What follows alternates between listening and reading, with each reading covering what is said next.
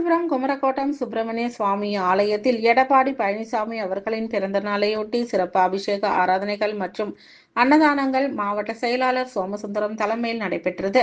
காஞ்சிபுரம் மேற்கு ராஜ வீதியில் அமைந்துள்ள குமரக்கோட்டம் அருள்மிகு சுப்பிரமணிய சுவாமி ஆலயத்தில் முன்னாள் முதலமைச்சர் எடப்பாடி பழனிசாமி அவர்களின் பிறந்த நாளையொட்டி காலை சிறப்பு அபிஷேக ஆராதனைகள் நடைபெற்றது. இதனைத் தொடர்ந்து ராஜகோபுரம் முன்பு முன்னாள் அமைச்சரும் காஞ்சிபுரம் மாவட்ட அதிமுக செயலாளருமான வி. சோமசுந்தரம் தலைமையில் சிற்றுண்டி வழங்கப்பட்டது.